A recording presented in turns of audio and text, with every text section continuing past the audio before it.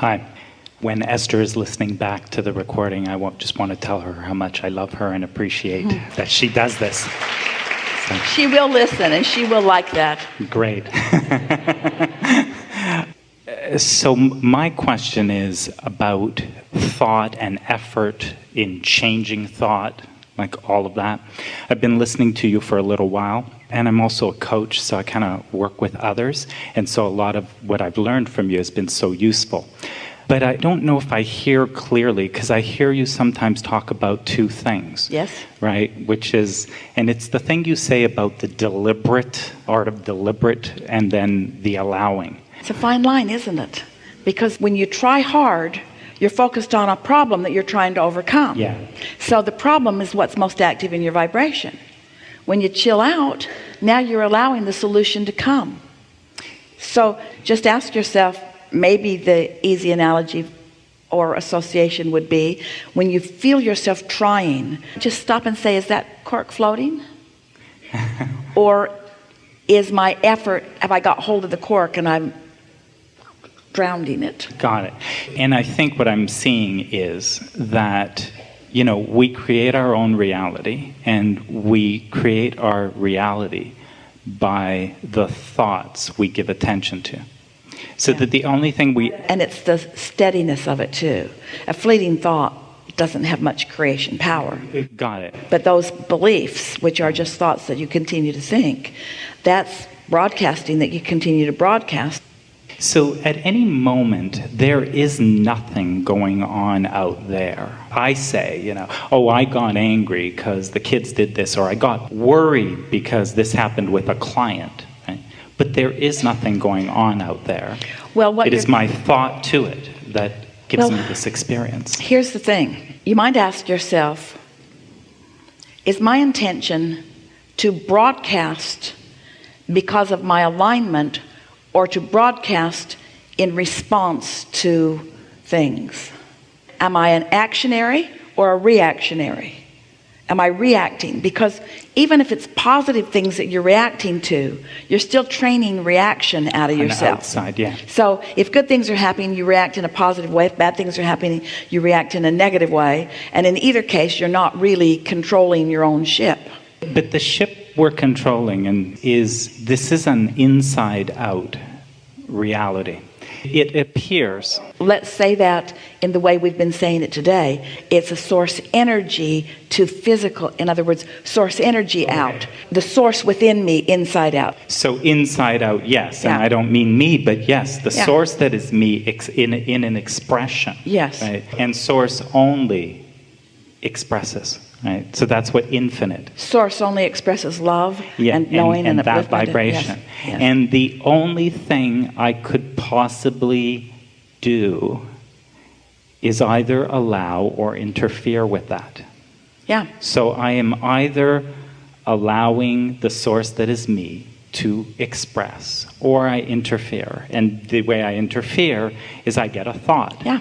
Like, I've never done this before. This is bigger than... These are perfect words, and let's tie it together with a little more emphasis. Let's say that source that I am allowing to flow through me now is flowing through me the details of what I've been telling source I wanted from my experience. So it all ties together. I live life. I garner from this life experience what I prefer. Source integrates it with all that source knows about me, and now expresses the fullness of that through me. And to the degree that I allow it, I feel wonderful and worthy. And to the degree that I don't, I feel less wonderful and less worthy. You got that? Cool. So when I get a thought, so then I doubt that I could do this, or this is bigger than I've done, or whatever. So let's use a different word, because it'll clarify something. Instead of saying when I get a thought, let's say when I receive a thought. Receive a thought. So I've received a thought. So now the logical question is, what receptive mode was I in from which I received the thought? Was I in the receptive mode of source, inside out, or was I in the receptive mode of vulnerability? It's because a lot of times you get what you think is inspiration because it comes in a strong way, because it's momentum and it occurs to you.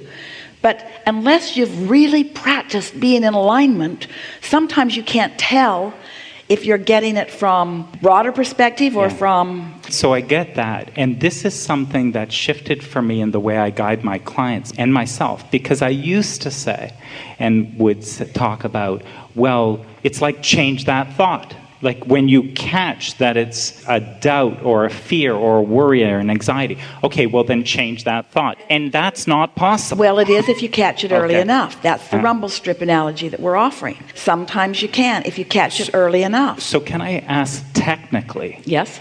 is it that you change that thought or that you just let go of it and Source will bring you a new one? It's almost the same thing, maybe even exactly the same thing, because changing a thought means letting go of one and taking hold of another. And give attention to another. And if there's not a lot of momentum going, it's easier to do. I got that. But let go and give attention. We gave the analogy last week of the Panama Canal, 84-foot difference in one body of water to the next. And so the ship doesn't just jump the 84 feet. Instead, it goes into a lock and the water rises. And when the water in this lock is equal to the water in the next, then the gates open and the ship passes through. And then the water rises, and when the water is again and again and again, it's sort of the same thing. If you allow your vibration to rise incrementally. I think what I'm seeing is if you use more thinking to try to get out of the thinking that you are in, you actually weigh that down. The cork float analogy. So we're sort of caught in a little quagmire here, and let's clear this up. So these things are true. Follow our logic here. You're going to like this. Because we've been following yours and it's good. Your logic is good. Which comes first, the thought or the emotion? The thought which I feel. The thought first and then I feel it. So I focus, which is what thinking is. I focus and activate within myself the subject of my attention. And then there is a vibrational relationship between what I've got active and the activity that my inner being has active on the same subject. So there is a relationship between the two. And the way I feel talks about the harmony or discord between what I got going on vibrationally and what my inner being's got going on vibrationally. Can I call that, can I say when I say that I feel my thinking? You can, but stay with us just for a little bit here, and let's take this to a new place of understanding. So it is always accurate to say that I think and then I have a feeling response to my thought. It's also accurate to say that it is not likely that I'm just going to stop thinking a thought. That would be like saying jump over the building. You're just not going to jump over the building. You might find a way to get yourself over the building, but you're not going to just jump over the building. So now we're talking about incremental thoughts. We're talking about momentum of thoughts. Now, just rest with that for just a moment and answer this question. Is your inner being in any moment in time thinking a thought? Yes. Yeah. Answer this question. Is your inner being in any moment in time thinking a thought about what's on your mind? Yeah. Yeah. Yeah. So instantly. that thought's already being thought. So there's a part of you, a big part of you, already thinking. Okay. Ooh, we have not had this conversation before. You're starting to feel it already, aren't you? So your inner being is already thinking a thought. If you quiet your mind and allow your vibration to raise, you'll be thinking the same thought that your inner being is thinking. Got it. And that's worthiness. That's alignment. Yeah. Ooh, there were a lot of ha-has that just happened. And a lot of goosebumps on your body. So let's say it again. Your inner being is always interested and actively involved in whatever you're involved in, and always thinking a thought, and it's always pure positive energy, and it's always powerful, and it's always resourceful in its energy. It's the energy that creates worlds. And you're having some relationship with that thought that your inner being is thinking. Now, your inner being is not demanding you to jump over the house or raise your vibration that 84 feet without going through the locks. Your inner being knows that there's resistance on your path that makes it maybe not likely for you to see this as your inner being sees it right now, this red hot minute. But your inner being will keep calling you through the path of least resistance, through the path of the resistance that you've thrown on the trail, in order to get you there. In other words, your inner being doesn't ask you to think that thought and understand that right now, but your inner being is always calling you toward what you've created in your own vortex and all that you've become. Don't you just love this? So if you care about the way you feel, and you acknowledge that your inner being is thinking a thought, and for just a little bit you're listening rather than talking, you're listening for the thought that your inner being thinks about it, rather than explaining why you can't think that thought or explaining why you're where you are. If you just chill and talk less. Esther is sometimes annoyed at the cell phones because they can't talk and listen at the same time, and so she's talking all over the top of her daughter, and her daughter's talking all over the top of her. In other words, they can't tell. Neither one of them ever want to stop talking, and so but you are either broadcasting or you are receiving. You're not doing both at the same time. And so if you want to hear what your inner being is thinking, or let's say it better, if you want to be in on that high-minded thought that your inner being is thinking, then you got to stop spewing the lower-minded thought that you are spewing, which is the whole point of meditation, or the whole point of doing your best to chill.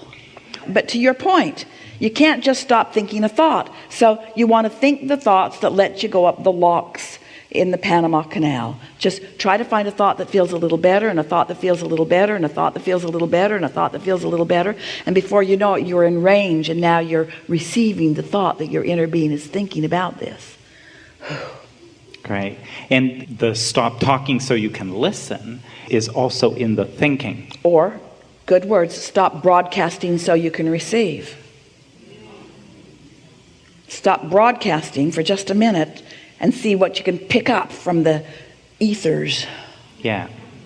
And then that activity, like, well, that was a negative thought, so I need to think more positively, is just more talking. It's just more... And efforting. And efforting. Which brings us full circle. So get out there on your favorite trail and walk briskly. Or run. Well, we were just doing one walk at a time here. So get out there and distract yourself. Doesn't your vibration usually rise? And don't you begin to get those clear-minded epiphanies under those conditions? Yeah. So it's anything effortless. that's conducive to receptive mode is the movement toward the effortlessness. But here's something that we must say to you. When you get tuned in, tapped in, turned on, and you begin to receive what your source knows, then you offer all kinds of action, but it's effortless action. So let's not confuse effort and action, because action from inspiration just flows, but action that's trying to buck the current doesn't. So action from inspiration is self-expression with a capital S. Yeah. You are now expressing source, Yeah. and you're doing it in words, and you're doing thrilling. it in actions. It's thrilling, and it's the way you intended to live. Yeah. It's what you came for. Yeah, thank you. Thank you. Thank you.